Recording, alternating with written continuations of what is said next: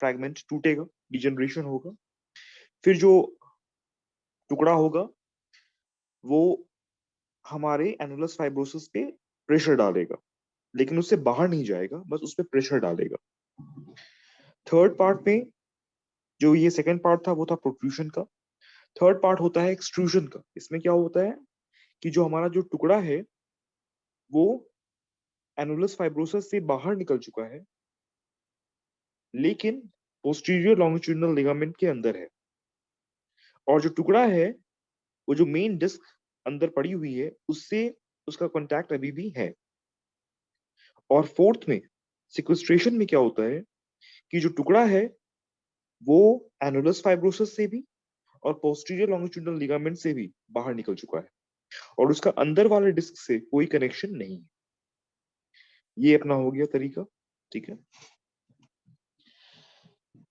अब जब यहाँ पे ये चीजें हो गई, ठीक है ना, तो अब इसके बाद अब हमारा डिस्क का जो मटेरियल है वो बाहर निकल चुका है। जो थर्ड स्टेज है वो होता है stage of fibrosis. Fibrosis stage क्या है, एक तरीके का वो रिपेयरिंग। कोई भी हमने कल पढ़ा था ना कि जब भी कोई भी इंजरी होती है तो शरीर उसे रिपेयर करने की कोशिश करता है, शरीर उसको भरने की कोशिश करता है। ऐसे कैसे घाव पे पपड़ी बनती है, स्कारिंग होती है, वैसे ही यहाँ पे भी जो इंजरी हुई है डिस्क के निकलने से, उस पर फाइब्रोसिस होगी, उसका हीलिंग होगा, उसका रिपेयर होगा। तो जो पोर्शन निकला उसके चारों तरफ फाइब्रस स्कार टिश्यूज बन जाएंगे। ठीक है ना। और जो टुकड़ा बाहर निकला होगा, जो टुकड़ा बाहर निकला हमारा ये टुकड़ा, वो कैल्सीफाई, उस पे कैल्सिफिकेशन होने लगेगा। ठीक है ना। हमने आपने पैथोलॉजी में ही पढ़ा होगा कि कोई भी जब इंजरी होती है, कोई भी चीज जब डिजनरेट होता है तो उस पे कैल्सिफिकेशन होने लगता है, उस पे कैल्शियम की परत जमने लगती है। और फिर जब ये पोर्शन, ये टुकड़ा जब ये बाहर निकलता है तो ये अपने निकलने के साथ जो पोस्टीरियर लॉन्गिट्यूडिनल लिगामेंट को उखाड़ता हुआ निकलता है, तो जो ये टुकड़ा उखड़ा, पोस्टीरियर लॉन्गिट्यूडिनल लिगामेंट का जो ये टुकड़ा उखड़ा, उस उखड़े टुकड़ों पे भी क्या होने लगती है, कैल्सिफिकेशन होने लगती है। मतलब जो जो इंजुरीज हो रही हैं, सब इंजुरीज के फाइब्रोसिस होगी, फाइब्रस टिश्यू बनेगा, और उस फाइब्रस टिश्यू पे कैल्सिफिकेशन, कैल्शियम जमना शुरू हो जाएगा। और जब वो कैल्शियम जमेगा तो वो कैसा लगेगा, वो ऐसा लगेगा कि हड्डी की चोंच निकल गई है, हड्डी पे जो है वो ऑस्टियोफाइट्स बन गए हैं। ठीक है ना। हड्डी पे कुछ नुकीली चीजें बाहर निकल रखी हैं। ऐसा आपको एक्सरे में हम जब एक्सरे की बात करेंगे तो हमें दिखाई देगा ये चीजें। ठीक है। तो ये क्यों बनता है, बिकॉज ऑफ दिस बल्ज। जो बाहर जो डिस्क प्रोलैप्स हुआ, वो अपने साथ जो चीजों को फाड़ता गया, वो उन सब चीजों की जिसकी इंजरी हुई है, सबकी फाइब्रोसिस, सबकी हीलिंग होगी, फाइब्रस टिश्यू बनेंगे, उन पे कैल्सिफिकेशन होगा, और इस तरीके से वो हमारे एक्सरे में भी दिखाई देगा। ठीक है। उसके बाद आता है कि जो डिस्क है वो नॉर्मली निकलता कैसे है। ये देखो, मैंने कल भी बात किया था ना कि जब हम लोग वर्टेब्रा को, हम अभी वर्टेब्रा को इस फोटो में कैसे देख रहे हैं, ऊपर से देख रहे हैं। हम वर्टेब्रा को भी ऊपर से देख रहे हैं, ऊपर से। ठीक है, ऊपर से देख रहे हैं। इसमें कैसे देख रहे हैं, इसमें हम बगल से देख रहे हैं। ये लैटरल व्यू है, बगल का व्यू है, बगल से। ये ऊपर से, एक्सेस, ऊपर से देख रहे हैं हम इसे। ठीक है ना। जिस तरफ ज्यादा चोंचे, जिस तरफ ज्यादा ये सब जो तामझाम होती है, वो कौन सा पोर्शन होता है, पोस्टीरियर होता है। जिस तरफ तामझाम नहीं है वो कौन सा पोर्शन है, एंटीरियर पोर्शन है। ठीक है। तो देख रहे हो कि ये जो अंदर का पोर्शन देख रहे हो ना, ये वाला, यही है अपना क्या, ये है अपना न्यूक्लियस पल्पोसस, ये अपना एनुलस फाइब्रोसस। ठीक है ना। अब देखो ये जो पल्प है, ओके, ये जो पल्प है वो एनुलस फाइब्रोसस को फाड़ के कैसे स्पाइन, ये अपना जो स्पाइनल कैनाल है जहां से अपनी नर्व जा रही है, ये जो देख रहे हो, ये जो नारंगी कलर का है, नारंगी, इस तरफ भी नारंगी, इस तरफ भी नारंगी, ये क्या है, ये हमारे रूट्स हैं, नर्व रूट्स हैं। ठीक है ना। दो तरफ होते हैं ना, हर हर लेवल से, स्पाइनल कैनाल के हर लेवल से दो रूट्स निकलती रहती हैं, दाएं तरफ बाएं तरफ। ठीक है ना। देख रहे हो ये जो रूट है, कैसे ये जो डिस्क निकली, वो कैसे हमारे नारंगी वाले कलर पे इम्पल्ज कर रही है। देख रहे हो ये कैसे जो ये डिस्क निकल के हमारे इस चीज को दबा रही है। तो ये कैसे निकली, ये जो बल्ज जो निकला वो कैसे निकला? एक तो पीछे की तरफ निकला, देख रहे हो ना, ये पीछे है, ये एंटीरियर है, ये आगे की तरफ तो नहीं आया, पीछे की तरफ जा रहा है। तो ये कैसे, इसका निकलने का तरीका कैसा हुआ? एक तो पोस्टीरियर, और क्या ये बीच से निकलता हुआ जा रहा है या साइड से? साइड से। तो जो साइड से निकलता है उसे हम क्या बोलते हैं? लैटरल। तो कहने का मतलब क्या है कि जो मोस्ट कॉमन तरीका है डिस्क के अपनी जगह से बाहर निकलने का, प्रोलैप्स होने का, वो क्या है? पीछे और बगल, पोस्टेरो, लैटरल। और कमाल की बात क्या है कि हमारा जो नर्व होता है, हमारी जो जो नर्व रूट थी, जो नारंगी कलर की जो नर्व रूट थी ये वाली, उसका भी लोकेशन कहाँ है? पोस्टरोलैटरल। इसलिए नर्व रूट हमारी दब जाती है। हम बोलते हैं ना कि इसकी नस दब रही है, वो क्या है? वो यही वाली नस है जो कि डिस्क के बल से दबती जाती है, जिसकी वजह से हमारा नर्व की कमजोरी या दर्द या परेशानी या अलग अलग पैरास्थीशियाज होते हैं। ठीक है ना? फिर आता है कॉमन साइट हमारा, मेन दो वर्टेब्रास पे डिस्क बल्ज या प्रोलैप्स होता है, सर्वाइकल, और सबसे ज्यादा कहाँ पे? लंबर। कमर की जो डिस्क है सबसे ज्यादा निकलती है। ठीक है ना? अब कमर की डिस्क सबसे ज्यादा निकलती है कौन से लेवल पे? किस लेवल पे कमर की डिस्क सबसे ज्यादा निकलती है? वो लेवल है L4 L5। ठीक है ना? लंबर वर्टेब्रा 4 और 5 की जो बीच की जो डिस्क है वो सबसे ज्यादा निकलती है, सबसे ज्यादा प्रेशर भी होता है, सबसे कॉमनेस्ट पोजीशन है वो निकलने का, डिस्क बल्ज होने का। और सर्वाइकल में जो कॉमनेस्ट पोजीशन है वो कौन सा है? C5 C6 के बीच वाली डिस्क, जो अपनी सर्वाइकल वर्टेब्रा पांचवी और छठवीं, सात होते हैं ना, अपनी सर्वाइकल में 7 वर्टेब्रा होते हैं, लंबर में 5 होते हैं। तो लंबर में L4 L5 के बीच वाली डिस्क और सर्वाइकल में C5 C6 के बीच वाली डिस्क सबसे कॉमनली निकलती है। लेकिन सबसे ज्यादा कहाँ निकलती है? लंबर में। लंबर में सबसे ज्यादा, क्योंकि हमारे वो निचले में है, पूरे शरीर का वजन वहां पे पड़ रहा है, और वहां पे थोड़ी कन्वेक्सिटी भी होती है। इस रीजन से L4 L5 की डिस्क बहुत ही कॉमनली निकलती है। ठीक है ना? अब मान लो कि डिस्क तो निकल गई, ठीक है, डिस्क का जो अपने स्टेजेस है उस वो स्टेजेस को फॉलो करते हुए वो निकल गई। अब उसके निकलने के बाद क्या असर होगा? क्या क्या असर आएगा? ठीक है ना? सबसे पहले जो असर आएगा वो आता है किस चीज का? नर्व कंप्रेशन का। जो हमने बात किया ना, नस दबने का, जो हमारी नर्व रूट होती है वो दबती है, नर्व रूट कंप्रेशन होती है। इसमें एक चीज याद रखने वाली बात क्या है? फॉर एग्जाम्पल मान लो अगर आपको L4 L5 की डिस्क हर्निएट या डिस्क बाहर निकल रही है, डिस्क प्रोलैप्स हो रहा है, तो कौन सी नर्व रूट कंप्रेस होगी? L4 L5 के बीच की डिस्क निकल गई, तो किस लेवल की नर्व रूट दबेगी? L4 नर्व रूट दबेगी या L5 नर्व रूट दबेगी? तो यहाँ पे याद रखो कि हमेशा जो नर्व रूट दबेगी वो दबेगी नीचे वाली। अगर L4 L5 की डिस्क निकली है तो वो निकला हुआ डिस्क L5 नर्व को कंप्रेस करेगी। अगर मान लो L2 L3 की डिस्क बल्ज होती या डिस्क निकलता, तो कौन से रूट को कंप्रेस करती? L3 नर्व को रूट कंप्रेस करती। तो जब आप लोग फिजियोलॉजी पढ़े होंगे, ठीक है ना, तो आपको बताया गया होगा, एक टर्म बताई गई होगी आपको, डर्मेटोम। ठीक है ना? हमारे बॉडी में क्या है ना कि हर नर्व रूट किसी खास जगह की चमड़ी को सेंसेशन देती है, किसी खास मसल को सबसे ज्यादा सप्लाई करती है। ठीक है ना? फॉर एग्जाम्पल मान लो कि अपना L5 की अगर नर्व रूट दब रही है, तो इससे क्या होगा? कहाँ का सेंसेशन जाएगा? हमारे फुट फुट का, जो हमारी फुट होती है ना, फुट का डॉर्सम, ऊपरा पोर्शन, जो हमारी, जहाँ फुट का जो डॉर्सम होता है, डॉर्सम तो समझते हो ना, एक होता है तलवा, सोल, एक होता है डॉर्सम, ऊपर। तो जो फुट का जो डॉर्सम एरिया होगा ना, वहां का सेंसेशन चला जाएगा। L5 किस मसल को सबसे ज्यादा सप्लाई करती है? आपने एक मसल का नाम सुना होगा, ईएचएल। अंगूठे को, जो मसल अपनी अंगूठे को उठाती है ना, ईएचएल, एक्सटेंसर हॉलिसिस लॉन्गिस, उसको सबसे ज्यादा सप्लाई करती है।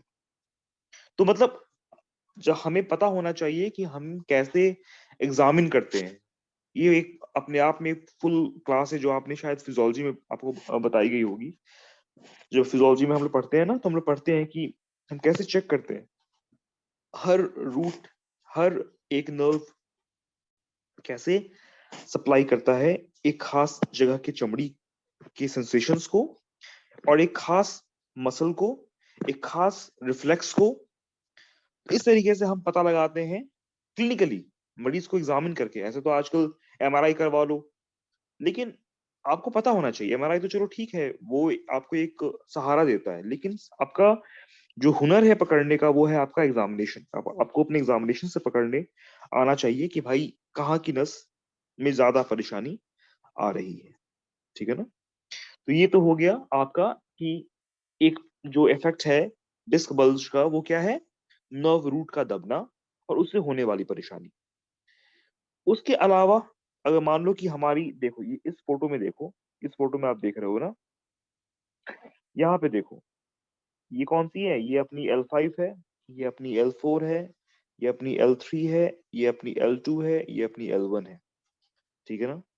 अब देखो, L1 L2 के बीच की दूरी देखो, L2 L3 की बीच की दूरी देखो, L3 L4 की बीच की दूरी देखो, और L4 L5 की बीच की दूरी देखो। इस सारी दूरियों में से सबसे कम दूरी किन दो वर्टेब्रा के बीच में दिखाई दे रही है? L1 L2 की दूरी देखो, ये है L1 L2 की दूरी। L2 L3 की दूरी देखो, ये है L2 L3 की दूरी। L3 L4 की दूरी देखो, ये है L3 L4 की दूरी। L4 L5 की दूरी देखो, ये है L4 L5 की दूरी। इन चारों लेवल में से किस लेवल में आपको दूरी सबसे कम दिखाई दे रही है? कोई बताएंगे? या सब लोग सो रहे हैं? आज तो स्क्रीन दिखाई दे रही है, आई थिंक दिखाई दे रही होगी यार, थोड़ा सा तो आज आई थिंक सही है नेटवर्क। कोई ट्राई करेंगे? या very good Ankita, very good, या वेरी गुड। L4 L5, या राइट। अब आप समझ रहे हो, दैट्स वेरी गुड। आप लोग अगर इस लेवल पे एक्सप्रेस समझने लगे, इसका मतलब है कि बहुत बड़ी बात है, बहुत बड़ी बात है। ठीक है ना? लोग समझ नहीं पाते। ठीक है ना? चलो, वेरी अच्छी बात है, आप लोग समझ रहे हो। देख रहे हो, यहाँ पे देखो कितनी दूरी है, ये देखो कितना पतला हो रहा है, ये देखो कितना पतला हो रहा है। ठीक है ना? देखो कितना पतला हो रहा है। ठीक है ना? तो ये सब क्या है? ये सब जो है वो इसलिए हो रहा है क्योंकि L4 L5 के बीच की जो डिस्क है, निकल गई। अब मान लो यहाँ पे डिस्क, मोटी डिस्क थी, यहाँ पे देखो ये मोटी डिस्क है जो इसको दूरी बना के रखी हुई है। अब ये जब डिस्क अंदर की जो चीज है वो निकल जाएगी, तो क्या होगा? दोनों आपस में नजदीक आ जाएंगे। तो इसलिए L4 L5 की जो डिस्क है, आप इस एक्सरे से समझ में आपको आ जाएगा कि भाई आपकी जो डिस्क है प्रोलैप्स है, आपकी जो डिस्क है वहां से निकल चुकी है। ठीक है ना? अब एक और चीज देखो, इसमें एक और चीज देखो। ठीक है ना? चलो, यहाँ तो आपने पकड़ लिया, होशियारी से पकड़ लिया कि आपकी डिस्क बल्ज हो गई है। ठीक है ना? अब देखो, यहाँ पे देखो, यहाँ पे एक लिगा, कौन सी लिगामेंट है यहाँ पे? पोस्टीरियर साइड में डिस्क को रोक रोक के रखने वाली कौन सी लिगामेंट है? Posterior longitudinal ligament. पोस्टीरियर यानी पीछे। मैंने आपको बताया ना, जहां पे ताम झाम ज्यादा हो, वो कौन सा लिगामेंट है? Posterior longitudinal ligament. ठीक है ना? अब ये जो पोस्टीरियर लॉन्गिट्यूडिनल लिगामेंट है, वो इस डिस्क को पीछे सब होल्ड करके रखी हुई है। इस जगह का डिस्क अपनी जगह पे है, इस जगह का डिस्क अपनी जगह पे है, इस जगह का डिस्क अपनी जगह पे है। तो क्या आप देख रहे हो? हर जगह का डिस्क अपनी जगह पे है, तो पीछे, अरे यार, इस जगह, हर डिस्क अपनी जगह पे है, तो क्या है, पीछे में जो है कोई ज्यादा चेंजेस आपको नहीं दिखाई दे रहे हैं। पीछे में कोई ज्यादा चेंजेस नहीं दिखाई। अब यहाँ पे देखो, यहाँ से क्योंकि डिस्क निकल चुकी है और इसने फाड़ा है, तो फाड़ते हुए जो जो चीजें यहाँ इसने फाड़ा, उस सबकी डिजनरेशन शुरू हुई। देखो यहाँ पे कितना वो नजदीक है, कैल्सिफिकेशन शुरू हुई। तो इस यहाँ पे सब कुछ आपको कैल्सिफाइड मिला हुआ एक के ऊपर क्राउडिंग दिखाई दे रही है आपको। ठीक है, यहाँ पे तो एक तो चलो, एक तो वो है, वो चीज है। दूसरी चीज होती है यहाँ पे, दूसरी चीज होती है यहाँ पे कि यहाँ देखो, हमारे दो वर्टेब्रा के बीच में देखो ना, एक ऊपरी वर्टेब्रा अपर और लोअर, मान लो ये कोई भी वर्टेब्रा है, एक ऊपर है एक नीचे है। पीछे में हर वर्टेब्रा के यहाँ पे, इस देख रहे हो यहाँ पे एक ज्वाइंट बनती है। जब आप पढ़ोगे ना, एक ज्वाइंट बनती है, उसे हम बोलते हैं फेसेट ज्वाइंट। ठीक है ना, उसे हम बोलते हैं फेसेट ज्वाइंट। ठीक है, तो वो फेसेट ज्वाइंट जो है हमारी, वो सब में है। जब हमारी डिस्क यहाँ से निकल जाती है, अब मान लो कोई कोई ज्वाइंट है, मान लो कोई ऐसे एक ऐसे करके यहाँ पे आया, एक ज्वाइंट बना हुआ है। ठीक है ना, बीच की चीज जब यहाँ पे थी तो इस ज्वाइंट का एक प्रॉपर एंगल बना के रोक के रखी थी।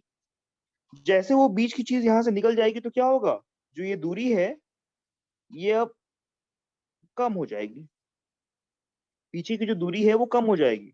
मान लो कि एक एक हिंज जैसा एक चीज है, हिंज जैसा एक चीज है, जो इतना दूरी था वो इसलिए था क्योंकि यहाँ पे उसको डिस्क ऐसे रोक के रखी थी। जब ये डिस्क यहाँ से निकल गई तो क्या हो गया, उसको होल्ड करने वाली चीज निकल गई, तो जो ज्वाइंट है वो और नजदीक आ गया। ज्वाइंट नजदीक आ गया तो क्या होगा, ऊपर और नीचे का जो जो ज्वाइंट्स है वो आपस में टकराने लगा ज्यादा, तो उसका डीजनरेशन ज्यादा हो जाएगा। ठीक है ना, डीजनरेशन ज्यादा हो जाएगा। तो दूसरा जो चेंजेस आता है नर्व रूट कंप्रेशन के बाद, वो आता है क्या, कि जो ज्वाइंट्स हैं उसकी डीजनरेशन होने लगती है। ठीक है, ज्वाइंट्स की जो है ना, देखो यहाँ पे पहले ये था, अब क्या हुआ, अब जब यहाँ से डिस्क निकल गई तो ये ज्वाइंट्स आपस में बहुत नजदीक आ गए, बहुत नजदीक क्लोज आ गए। अब ये ज्वाइंट्स आपस में टकरा रहे हैं बहुत ज्यादा। जब ज्यादा टकराएंगे तो क्या होगा, ज्वाइंट का डिजनरेशन होगा। ठीक है ना।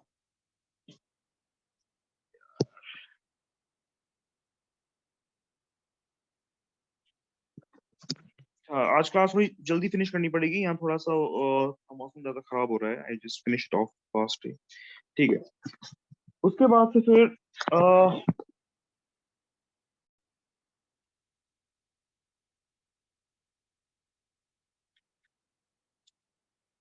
उसके बाद से आते हैं फिर अपने लाइक क्या क्या फीचर्स होते हैं। ठीक है ना, मरीज जो है वो आपके पास किन फीचर्स के साथ, क्या परेशानी लेके आपके पास मरीज आएगा। ठीक है ना, ये देख लो जल्दी से। सबसे पहले जो मरीज जो इस डिस्क प्रोलैप्स के साथ आपके पास आता है वो नॉर्मली आपको यंग एज का होता है। क्यों यंग एज का क्यों होता है, क्योंकि इस एज में वो ज्यादा एडवेंचर करने की कोशिश करता है, ज्यादा भारी वजन उठाना। ठीक है ना, ज्यादा हेवी चीज को पुश करना, ये सब काम वो ज्यादा करना चाहता है। ठीक है ना, ठीक है। और क्योंकि वो ज्यादा एक्टिव नहीं रहेगा, वो क्या रहेगा कि वो मेनली तो वो सोता रहेगा, आलसी किस्म का आदमी होगा। अचानक से किसी दिन जाके चाहे तो जिम में भारी वजन उठा लेगा या कोई हेवी चीज उठा लेगा। ठीक है ना, ऐसा करेगा वो। और वो अचानक पुल की वजह से क्या होगा, उसका डिस्क निकल जाएगा। क्यों, क्योंकि वो उसकी उसको नॉर्मल वो चीज करने की, मतलब नॉर्मल वो वेट उठाने की उसको आदत नहीं है। अचानक से उसने वो चीज किया, अचानक से उसने वो वेट उठाया, तो उसकी वजह से डिस्क अपनी जगह से हर्निएट हो गया, बाहर निकल आया।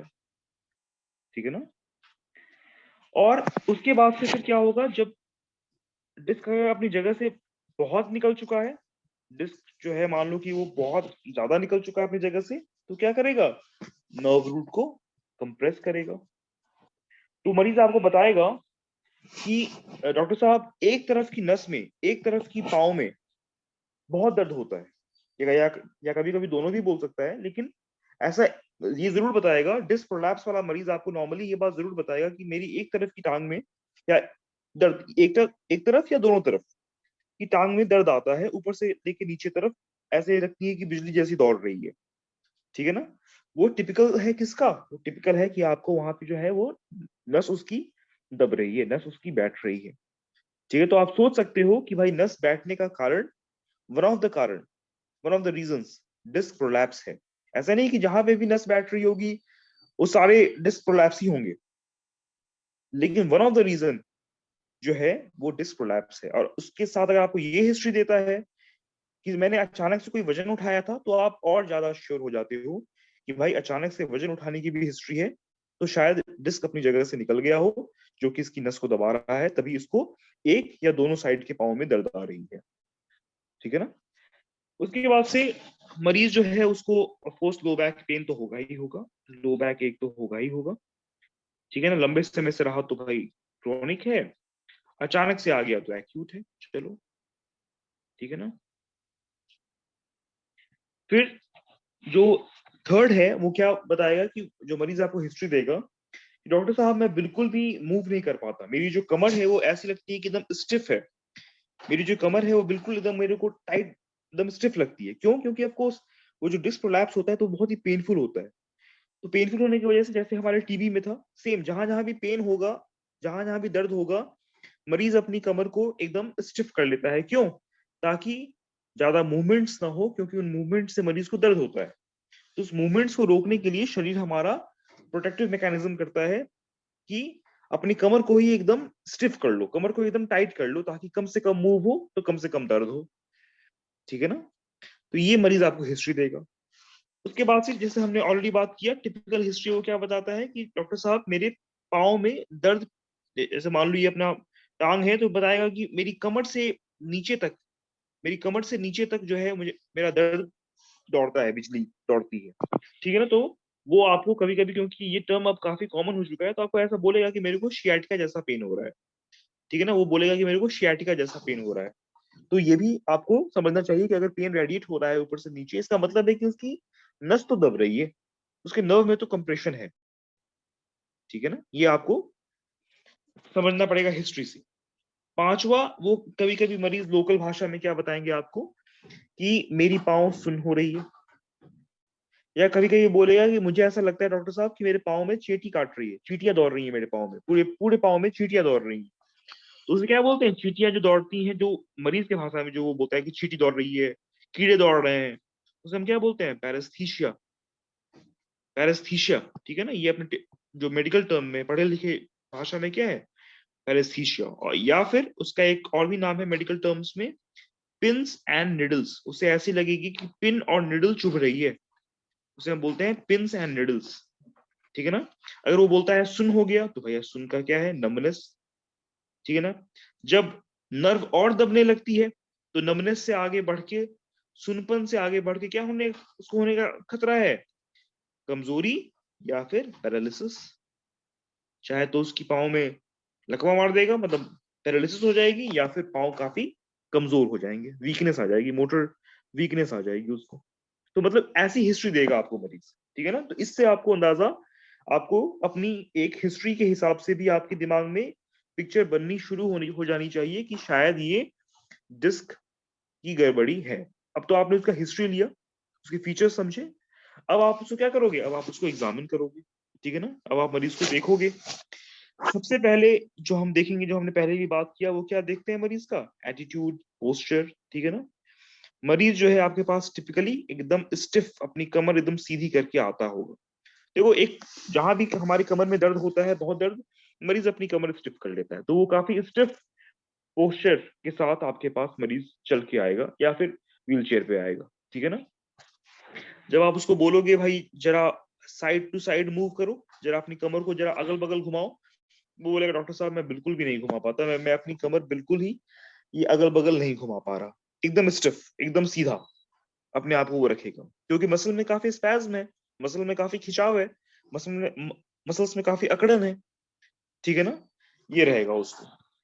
कभी जब जब एक्यूट बल्ज होता है, अगर आप उसके स्पाइन को पीछे से टच करोगे, पैल्पेट करोगे, तो उसको काफी टेंडरनेस, दर्द भी उसको हो सकता है, मरीज को दर्द भी हो सकता है। जब आप उसके पिछले, हमने पढ़ा था ना स्पाइनस प्रोसेस को, जब हम छूते हुए ऊपर से नीचे आएंगे, तो जिस जगह पे उसको बल्ज हुआ रहेगा, जिस जगह पे उसको प्रोलैप्स, डिस्क प्रोलैप्स हुआ रहेगा, उस जगह पे उसको दर्द होगा। ठीक है ना। क्योंकि जब आप उसको और प्रेस करोगे, तो और नर्व कंप्रेशन के चांसेस बनेंगे, उसको और परेशानी आएगी। फिर फोर्थ जो टेस्ट करोगे, उसका नाम है, ये देखो क्या है, उसका नाम है ये हमने पहले भी किया था। इसका नाम होता है passive straight leg raise test. ठीक है ना, ये क्या है? Passive straight leg raise test. ठीक है ना, इसमें क्या है, इसमें मरीज जो है, इसका एक टिपिकल फीचर है, ये हमने टेस्ट कहाँ पे किया था? ये टेस्ट हमने सैक्रोइलियक जॉइंट में भी किया था ये टेस्ट, क्योंकि पाँव के उठाने से यहाँ की सैक्रोइलियक जॉइंट भी में भी खिंचाव आता है, तो उसको पेन होता है। लेकिन वहां और यहाँ में अंतर ये है कि वहां पे जब आप मरीज का टांग 70, ये अपने ग्राउंड से जब 70 डिग्री का एंगल बनाओगे या 80 डिग्री का एंगल बनाओगे, तो जाके सैक्रोइलियक जॉइंट में पेन होता है। किसके लिए? एंक्लोजिंग स्पॉन्डिलाइटिस में हमने हमने पढ़ा था ना, जब एंक्लोजिंग स्पॉन्डिलाइटिस होती है तो उसमें सैक्रोइलियक जॉइंट इन्वॉल्व होता है। तो उसके लिए भी हम स्ट्रेट लेग रेस्ट टेस्ट करते हैं। क्यों? ताकि हम सैक्रोइलियक जॉइंट पे दबाव दे सके, खिंचाव कर सके, ताकि हमें पता हो कि वहां पे परेशानी है या नहीं। ये तो बात हो गई उसके लिए। लेकिन यहाँ पे जो स्ट्रेट लेग रेस्ट टेस्ट है, उसका क्या क्या उसका पहचानने का तरीका है? अगर आपने स्ट्रेट लेग रेस्ट टेस्ट किया, मरीज का आपने टांग उठाया, उठा के आपने उसको शुरुआत किया, तो जैसे ही टांग 30 से 40 डिग्री पे आएगी, जैसे ही टांग की डिग्री 30 से 40 डिग्री पे आएगी, उसको बहुत ज्यादा दर्द शुरू हो जाएगा। ठीक है ना, जब डिस्क निकलती है तो सिर्फ 30 से 40, 30 भी बहुत ज्यादा हो गया, 25 से 30 डिग्री तक आते आते जो है ना, मरीज को बहुत दर्द शुरू हो जाता है। तो इससे आपको अंदाजा लगता है एंगल से। ठीक है ना, अगर एंगल थोड़ा ज्यादा है तब पेन शुरू हुआ, तो आप सोचोगे कि भाई इसको शायद सैक्रोइलियक या फिर कोई मैकेनिकल पेन हो उसको है। लेकिन जब अगर 30 to 40 डिग्रीज पे ही अगर आपको पेन शुरू हो गया, तो इसका मतलब है कि इसको डिस्क की परेशानी है। ठीक है ना, उसके बाद से वही चीज जो हमने पहले भी बात किया था, आप इसको एग्जामिन करोगे, न्यूरोलॉजिकल एग्जामिनेशन। ठीक है ना, जो हमने अभी बात किया था ना कि हर रूट के बारे में आपको पता होना चाहिए कि हर रूट किस किस जगह पे सप्लाई करती है। इसकी एक फोटो भी आपके बुक्स में बना के दिए होते हैं ना। एक आदमी ऐसे होता है, ठीक है ना, एक आदमी होता है, उसके हर यहाँ ऐसे ऐसे ऐसे ऐसे, हर गले पे ऐसे ऐसे डमाटोम बनाए होते हैं, याद है? ऐसा फोटो होता है, तो वो जो है वो आपको देखना रहेगा फिजियोलॉजी से। ठीक है ना, कि हर रूट का प्रॉपर फंक्शन, हर रूट का, हर रूट से होने वाला मसल एक्शन, हर रूट से होने वाला रिफ्लेक्स, टेंडन रिफ्लेक्स, वो आपको पता होना चाहिए। तो उससे हम एग्जामिन करके हम पता लगाते हैं कि ये कौन सा रूट इन्वॉल्व हो सकता है। ठीक है ना, बाकी तो आपको पता ही है, जैसे मैंने पहले भी बता रखा है आपको, कि आपको अगर मान लीजिए कि L4 L5 के बीच का डिस्क प्रोलैप्स हुआ, तो कौन सी रूट जाएगी? L5 जाएगी। L1 L2 का डिस्क प्रोलैप्स हुआ, तो कौन सी रूट जाएगी? L2 जाएगी। ठीक है ना, तो इस हिसाब से ये अपने आप को, ये आपने एग्जामिन के थ्रू आपने इस चीज को पकड़ा, आपने एग्जामिनेशन के थ्रू इस चीज को आपने समझा। ठीक है ना, अब आपने फीचर्स भी समझ लिए, एग्जामिनेशन भी कर लिया। अब आप क्या करोगे? अब आप देखो ना, ये देखो ये क्या है, ये कौन सी मसल है? EHL है ये, एक्सटेंसर हॉलिसिस लॉन्गस। देखो ये अपनी जो बड़ी टो है, इसको क्या कर रही है? ऊपर उठा रही है, एक्सटेंड कर रही है। इसको कौन सप्लाई करती है? L5 nerve root. ठीक है ना, वैसे तो इसकी जो नर्व होती है वो कौन सी होती है? एंटीरियर टिबियल नर्व होती है उसकी। ठीक है ना, टिबियल नर्व उसको सप्लाई करती है। लेकिन जो अगर रूट वैल्यू की बात की जाए, तो वो रूट वैल्यू कौन सा है? L5। ठीक है ना, L5।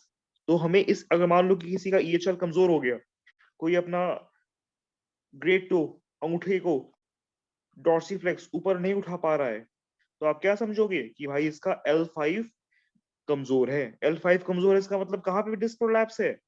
L4 L5 की जो डिस्क है, बीच की जो डिस्क है, उसमें प्रोलैप्स है। वहां पे डिस्क वहां से निकल चुकी है, तभी L5 रूट कमजोर हो गई है, और तभी इसका EHL यानी कि अंगूठे को उठाने वाली जो मसल है वो कमजोर हो गई है। इस हिसाब से आपका एग्जामिनेशन इतना स्ट्रांग होना चाहिए, ताकि हम उसको पकड़ सके। लेकिन आजकल जो है वो लोगों का थोड़ा ध्यान एग्जामिनेशन पे कम रहता है, सीधे एक्सरे MRI लिखने पे ज्यादा होता है। तो वो अच्छी प्रैक्टिस नहीं है, मतलब इट्स नॉट गुड। ठीक है ना, चलो कोई नहीं। अब जो है, अब आपने एग्जामिनेशन कर लिया, यहाँ तक समझ में तो आ रहा है? ठीक चल रहा है सब कुछ?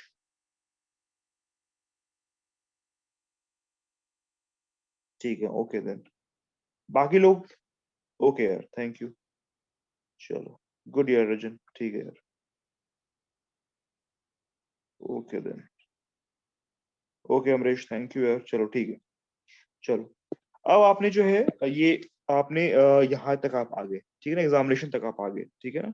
अब आपके पास क्या बचता है? अब आपके पास बचता है जांचें, इन्वेस्टिगेशंस करवाओ, ठीक है ना। इन्वेस्टिगेशंस करवाओ, एक्सरे करवाओ, ठीक है ना। अब आप इसका एक्सरे करवाने के लिए बोलोगे, ठीक है। तो लो, आपने एक्सरे करवा लिया, आपने इसका एपी एंड लैटरल व्यू करवाया, जहां पे भी आपको डाउट है उस जगह का आपने एक्सरे करवाया, सामने से और बगल से, ठीक है ना। अब आपको, जैसे हमने बात कर रखा है कि आपको इस एक्सरे से ही काफी कुछ समझ में आ जाएगा कि आपकी अगर डिस्क निकली हुई होगी तो उस जगह का जो स्पेस होगा दोनों वर्टेब्रा के बीच का, वो कम हो जाएगा, वो पतला हो जाएगा, नैरोइंग हो जाएगी। और क्या होगा, ये जो फेसियल ज्वाइंट है, जो ऊपर और नीचे का जो फेसियल ज्वाइंट जहाँ मिलता है, उसको आपको, अब देखो ना ये कितना फ्रेश लग रहा है, ये बढ़िया एकदम फ्रेश है। और एक यहाँ का देखो, एक यहाँ का देखो, ये कितना एक के ऊपर एक चढ़ा हुआ लग रहा है। आपको ऐसा लग रहा है ना कि ये ज्यादा ही वाइट है, ज्यादा ही चढ़ गया है, एक के ऊपर एक हड्डी पूरी चढ़ गई है। तो वहां पे क्राउडिंग हो जाती है, वहां पे ये जो फेसेट ज्वाइंट्स है, ये जो फेसेट ज्वाइंट है, इसका फेसेट ज्वाइंट का डीजेनरेशन शुरू हो जाता है। फेसेट ज्वाइंट आपस में रगड़ खाने लगती है, खराब होने लगती है, ठीक है ना। तो इस हिसाब से हम अंदाजा लगाते हैं कि भाई ये सब, अगर, क्योंकि आप डिस्क तो एक्सरे में नहीं देख पा रहे, आप देख क्या पा रहे हो, हड्डी। तो आपको हड्डी देख के, बोन्स का कंग्रुइटी देख के आपको अंदाजा लगाना होता है कि वहां पे क्या हो चुका होगा या क्या हो रहा होगा, ठीक है ना। तो आप वैसा आप अंदाजा लगाते हो, ठीक है।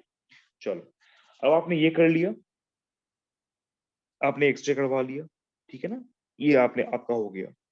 उसके बाद जो हमारा सबसे बढ़िया है इन्वेस्टिगेशन इस फील्ड में, वो अपना कौन सा है जिसके लिए, एमआरआई। क्योंकि एमआरआई वो इन्वेस्टिगेशन है जिसके थ्रू हम सॉफ्ट टिश्यूज देख पाते हैं, डिस्क देख पाते हैं, लिगामेंट्स देख पाते हैं, इन चीजों को हम देख पाते हैं।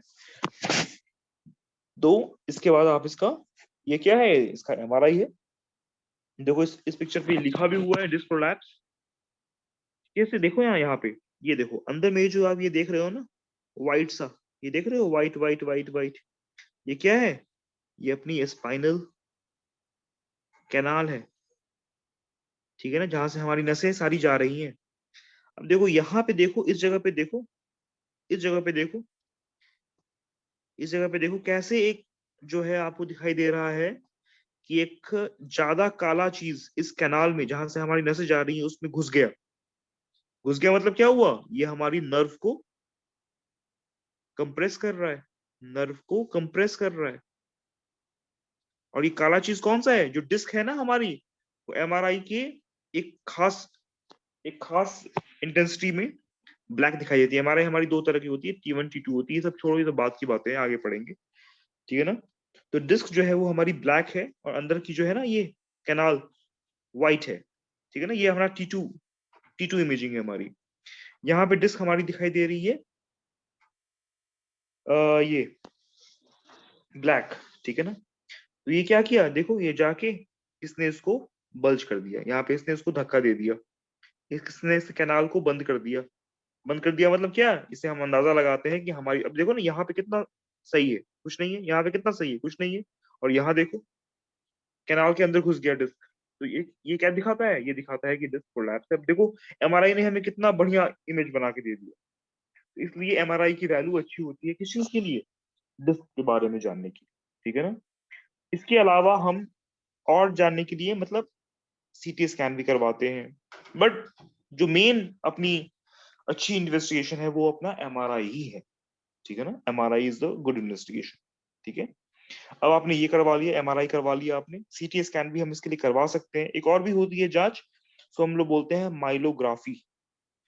माइलोग्राफी, इसमें माइलोग्राफी में क्या होता है कि हम डाई देते हैं, एक तरह का इंजेक्शन लगाते हैं, डाई, ठीक है ना। वो क्या होता है, डाई दिया, एक्सरे दिया, तो डाई चमकता है, डाई जो है ना वो अंदर में ऐसा ही फोटो बनाता है। मान लो कि उसमें क्या होता है कि जब हम डाई देंगे, तो अगर यहाँ पे अपनी डाई बहते हुए आ रही है, डाई बहते हुए आ रही है, डाई बहते हुए आ रही है, डाई बहते हुए आ रही है, डाई यहाँ पे बहते हुए आ रही है। जहां पे डिस्क बल्ज होगा वहां पे क्या होगा, डाई नहीं बह पाएगी, डाई बह नहीं पाएगी, डाई यहाँ पे रुक जाएगी। तो इससे हम क्या अंदाजा लगाते हैं कि भाई डाई जो है वो यहाँ पे तो आई। डाई मतलब क्या है, डाई मतलब होता है पेंट। सुनते नहीं हो बाल का डाई, वैसे ही एक तरह से समझ जाओ कि डाई है। ठीक है ना, रंग है, कलर है। कैसा कलर, जो कि हम जब एक्सरे जब करेंगे तो हमें दिखाई देगा वो व्हाइट व्हाइट सा। तो जब हमने वो डाई दिया तो जिस जगह पे अपना डिस्क बल्ज रहेगा, जहां पे रुकावट रहेगी, उसके आगे वो डाई नहीं बह पाएगा, वो रंग नहीं बह पाएगा। तो हम समझ में हमको आ जाएगा क्या, कि भाई यहाँ पे कुछ ना कुछ तो गड़बड़ है, यहाँ पे डिस्क बल्ज हो सकता है। ठीक है ना, उसे हम बोलते हैं माइलोग्राफी। ठीक है ना, लेकिन ये माइलोग्राफी या सीटी स्कैन आजकल हम लोग डिस्क के लिए कोई नहीं करवाता। हम पहले एक्सरे करवाते हैं और सीधे फिर दोबारा एमआरआई करवाते हैं। ठीक है ना, ये अपना रहता है प्रोटोकॉल डिस्क पैथोलॉजी के लिए। ठीक है ना, उसके अलावा अगर मान लो कि हमें परेशानी हो रही है, तो हमें जो है ये पता होना चाहिए कि, और अगर मान लो कि आपका अगर कमर की दिक्कत आ रही है, लो बैक एक है, ठीक है ना, और इस तरह की परेशानी आ रही है, तो आपको पता होना चाहिए कि कुछ और भी दिक्कतें आ सकती है। तो हम क्या बोलते हैं, आपने पढ़ा होगा ना मेडिसिन में, डिफरेंशियल डायग्नोसिस, डीडी। ठीक है ना, डिफरेंशियल डायग्नोसिस हो सकती है। क्या क्या है इसके डिफरेंशियल डायग्नोसिस हो सकते हैं इस तरह के पेन के, डिस्क प्रोलैप्स के अलावा? स्पाइन की टीबी, ठीक है ना, एंकिलोजिंग स्पॉन्डिलाइटिस, ठीक है ना, कोई ट्यूमर जो नसों को दबा सकती है। ये सब जो है वो अलग अलग डिफरेंशियल, मतलब अलग ऐसे ही फीचर्स को दिखाने वाले दूसरे डायग्नोसिस जो हो सकते हैं, वो ये सब हो सकते हैं। है ना, फिर बात आती है अपनी ट्रीटमेंट मैनेजमेंट। ठीक है ना, पहला तो हम कभी भी जो है मरीज को क्या बोलेंगे, अगर मरीज आपके पास आ रहा है, वीकनेस है, ठीक है ना, मरीज को सिर्फ वीकनेस है, या मतलब वीकनेस मतलब सुनापन, हल्का सुनापन है उसको, ठीक है ना, पाँव में चेटियां, वही पिंस एंड निडल्स, उसको पैरेस्थीसियाज हो रहे हैं, उसके लिए हम लोग मरीज को बोलते हैं क्या, और दर्द, मरीज को ऑफ कोर्स दर्द भी बहुत ज्यादा होता है, तो उसके लिए आप क्या करोगे, मरीज को पहले नॉर्मल बोलोगे, भाई तुम रेस्ट कर लो, पेन किलर्स खा लो, एनएसएड्स दे दो, ठीक है ना, फिजियोथेरापी कर लो, बेल्ट बेल्ट बांध लो, कमर की बेल्ट आती है, कमर की बेल्ट बांध लो। ठीक है ना, फिजियोथेरापी में और भी होते हैं ना आजकल, एक टेंस चलता है आजकल, TENS therapy, electro transcutaneous electrical nerve stimulation, TENS therapy होती है। उसके बाद से क्या होती है, SWD, शॉर्ट वेव डायथर्मी होती है, गर्म पानी की सिकाई कर लो। ये सब जो है आप उसको बताओगे। ठीक है ना, आजकल इंफ्रारेड से भी थेरेपी करते हैं ना, IFT बोलते हैं उसे, इंफ्रारेड वेव्स होते हैं, उससे भी गर्माहट दी जाती है। मतलब इस सब तरीकों से आप पहले उसको संभालने की कोशिश करोगे। ठीक है, कितने समय के लिए, 6 weeks to 8 weeks। ठीक है ना, नॉर्मली जो आइडियली कहा गया है वो कहा गया है 3 to 6 weeks के लिए, 3 to 6 weeks के लिए ही कहा गया है कि हमें, अगर मरीज को आपको लगता है कि डिस्क प्रोलैप्स है, तो 3 to 6 weeks के लिए ही आप उसको ये दवाइयों से, फिजियोथेरापी से ठीक करने की कोशिश करोगे। लेकिन नॉर्मली प्रैक्टिकली हम लोग 6 to 8 weeks का इंतजार करते हैं कि क्या पता थोड़ा इससे रिलीफ इसको आ जाए। लेकिन अगर 3 to 6 weeks के बाद भी इसको रिलीफ नहीं आ रहा है, तो हम 6 to 8 weeks के बाद भी अगर इसको रिलीफ नहीं आ रहा है, तो हम उसको सर्जरी के लिए एडवाइस करते हैं। कभी कभी जब, एक आपने सुना होगा, एक टर्म होती है कॉडा इक्विना, आप सबने सुना होगा आई थिंक। ठीक है ना, हमारे जो नर्व जब खत्म हो जाती है, हमारे स्पाइनल नर्व्स जब आता है ना गुच्छा हमारा, L1 पे खत्म हो जाता है, उसके बाद से वो क्या बन जाती है, घोड़े की पूंछ बन जाती है। सो हम क्या बोलते हैं, कॉडा इक्विना। अगर कॉडा इक्विना के पास की अगर डिस्क, अगर कॉडा इक्विना को ये दबा रही है, कॉडा इक्विना को के पास वाली डिस्क, कॉडा इक्विना क्या है, कॉडा इक्विना जो है वो नर्व्स का गुच्छा है। जब आपका स्पाइनल कॉलम में जो आपकी नर्व्स आती है ना, तो L1 के पास जो है हमारा फाइनल कॉलम खत्म हो जाता है। उसके बाद नीचे में जो है वो सिर्फ नर्व्स के गुच्छे बन जाते हैं। उन गुच्छों को हम क्या बोलते हैं? कॉर्डा इक्विना बोलते हैं। अगर कॉर्डा इक्विना की पास वाली डिस्क खिसक गई और कॉर्डा इक्विना को अगर दबा दी, तो इसे हम बोलते हैं कॉर्डा इक्विना सिंड्रोम। ये थोड़ा खतरनाक होता है। क्यों? क्योंकि इसमें जो है आपका यूरिन और बॉवल, मतलब आपकी यूरिन और पॉटी का जो कंट्रोल है वो खत्म हो जाता है। मतलब मरीज का जो है चाहे तो पेशाब रुक जाएगा, या पेशाब बिना उसकी मर्जी के अपने आप होता रहेगा। वैसे ही उसकी पॉटी के साथ भी होगा, चाहे तो पॉटी होगी ही नहीं, या फिर पॉटी अपने आप होती चली जाएगी। मतलब कंट्रोल, मरीज का कंट्रोल अपनी पॉटी और पेशाब पे नहीं रहता। उसे हम बोलते हैं कॉर्डा इक्विना सिंड्रोम। ये जो है ये आपको इमरजेंसी है। अगर मरीज इस चीज के साथ आपके पास इमरजेंसी में या आपकी ओपीडी में पहुंचता है, आप तुरंत बोलोगे कि भाई आपकी नस तो बिल्कुल ही बैठ चुकी है, तुरंत इसको सर्जरी से खोलना रहेगा, सर्जरी से इसको आजाद करना रहेगा। सर्जरी से आजाद करने के कुछ तरीके हैं। ये देखो, ये आप देख रहे हो कि यहाँ पे जो है वो आपकी जो ये जो देख रहे हो ना, ये अपना यही अपना बीच का कॉर्ड है। यहाँ इसकी रूट जा रही है और इसको कोई चीज दबा रहा है। ठीक है ना, डिस्क उसको दबाती होती है। अब हम क्या करते हैं, उसको फ्री करने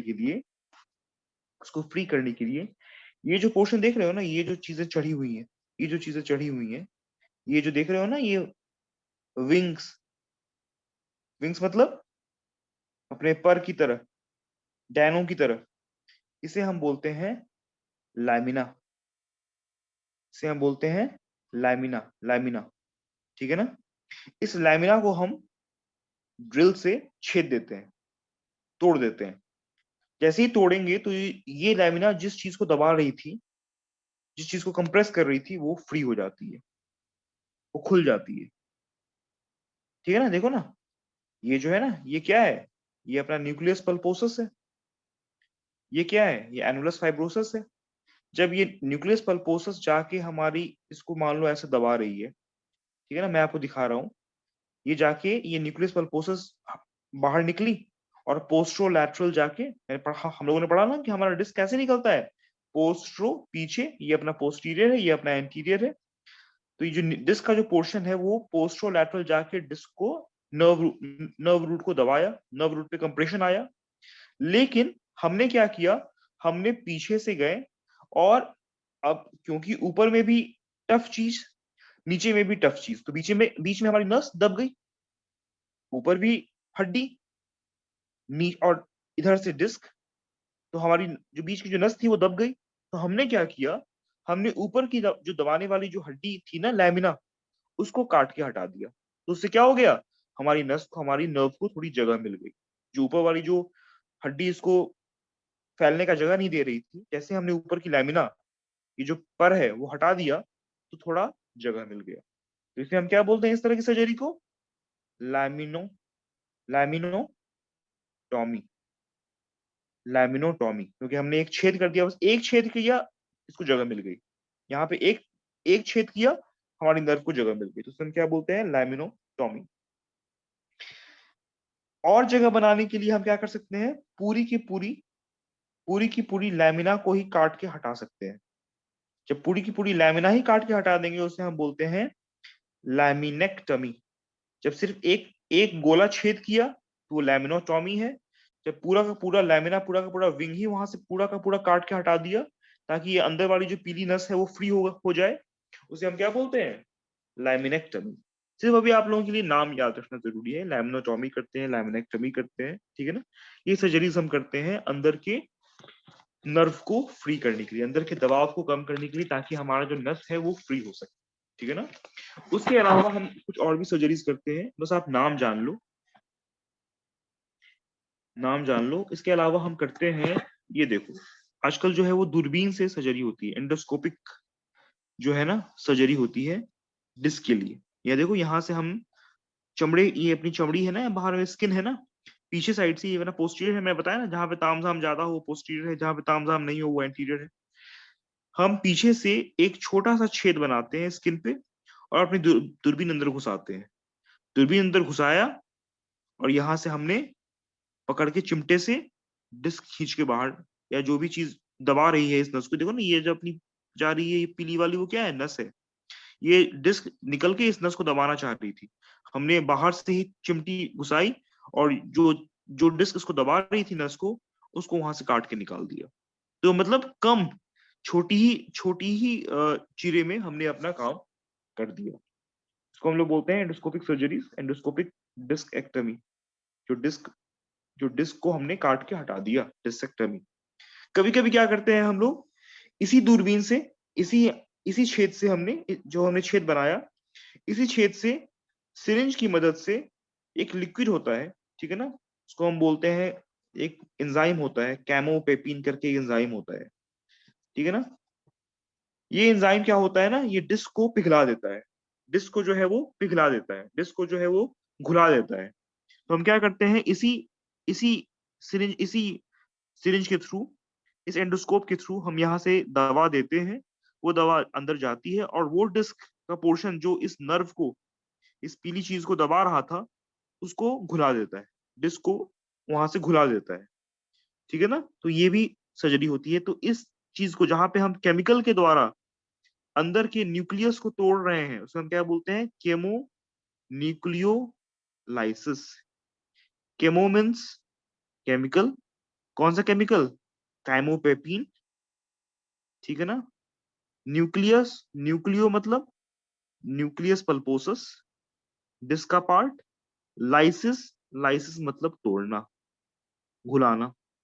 तो हमने केमिकल की मदद से अंदर के न्यूक्लियस को, जो न हमारी नसों को दबा रहा था, डिस्क का पार्ट, उसको तोड़ दिया। तो ये सब आजकल नई सर्जरीज हैं, ठीक है ना, ये सब आजकल नई सर्जरीज, ठीक है ना।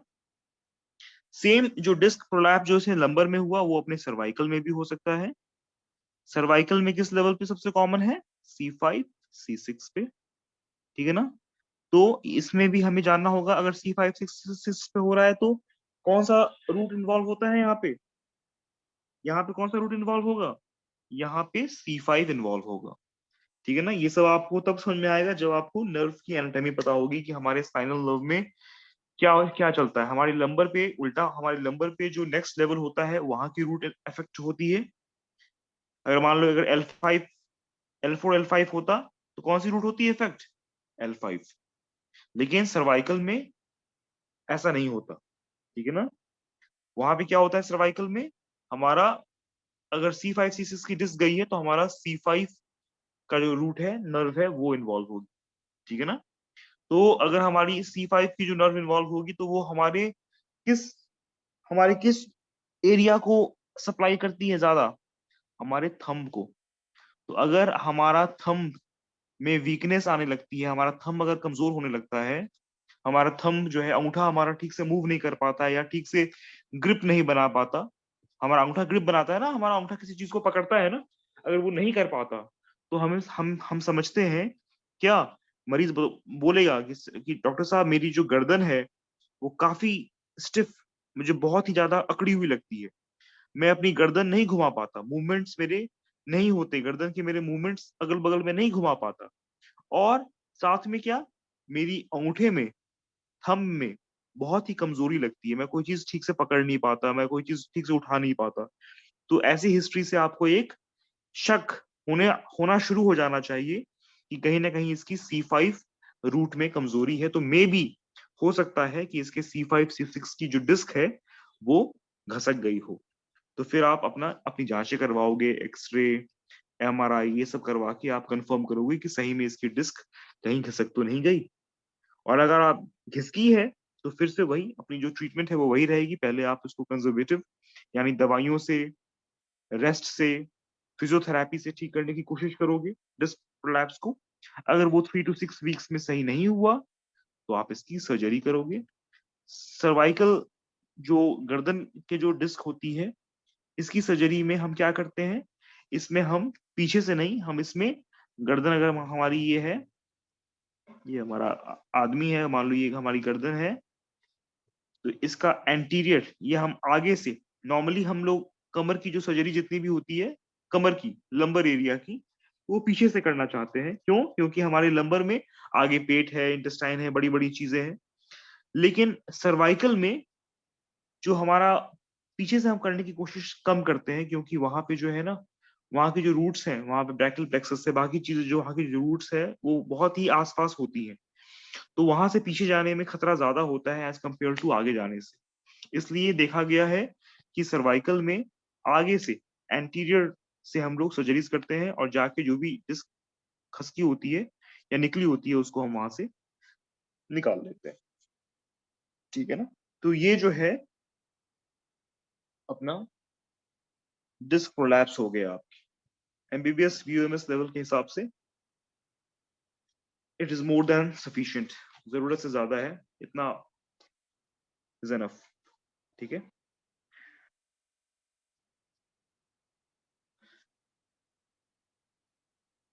सब लोग सो गए?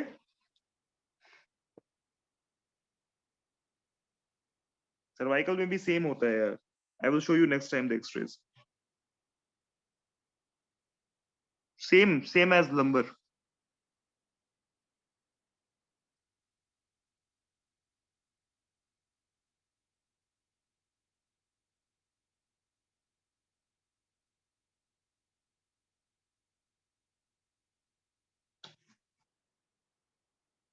हाँ वो सब तो देते हैं यार, ये सब तो आजकल बहुत ही सिखा दिया गया है लोगों को कि भाई पैरास्थीसियाज हो तो गावापिन देना शुरू कर दो, या ऑफ कोर्स दे सकते हैं, बिल्कुल दे सकते हैं, क्योंकि जो है गावापिन क्या है, प्रीगैबलिन क्या है, बताओ क्या है? हाँ ये तो नहीं पता कि ये क्या है, बस ये बता दिया गया है कि देना है। नहीं, नर्व रिलैक्स से कोई चीज नहीं होती। ऐसी कोई चीज होती है क्या? या मसल रिलैक्सेंट देते हैं, या उस मसल रिलैक्सेंट देते हैं, क्यों? नहीं, no, it is not a benzodiazepine.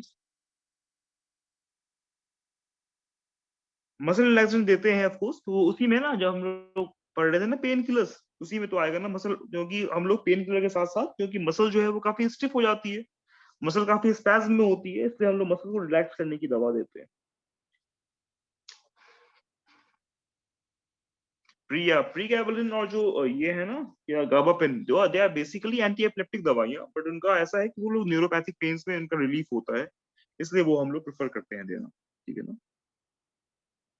इसलिए हम उसको देना प्रेफर करते हैं। मिथाइल कोबालामिन से क्या होता है? Methylcobalamin is vitamin B 12, तो वो थोड़ा सा न्यूरोट्रोफिक, नर्व रिपेयर में थोड़ा हेल्प करता है, इसलिए हम उसको देना चाहते हैं। और जो न्यूरोपैथिक पेन्स होती है, पैरास्थीसिया जो होता है ना, पिन्स एंड निडल्स, उस तरह के पेन्स में अपनी जो प्रीगैबलिन है, गाबापेंटिन है, इनका अच्छा रोल, तो वो हम देना चाहते हैं।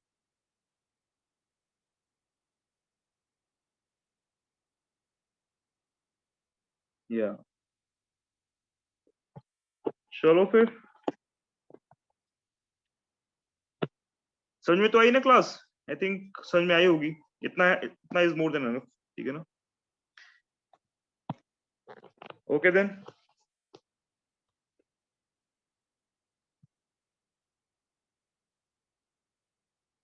या चलो, थैंक यू यार, चलो फिर मिलते हैं कल, कुछ नया टॉपिक शुरू करते हैं। आपकी ऑर्थोपेडिक्स अब फिनिश हो जाएगी मेरे ख्याल से, काफी तो कवर हो गया, थोड़ा फ्रैक्चर का पोर्शन बाकी है, वो भी फटाफट फिनिश करवा देंगे। या ठीक है यार, okay then, thank you everyone, good night.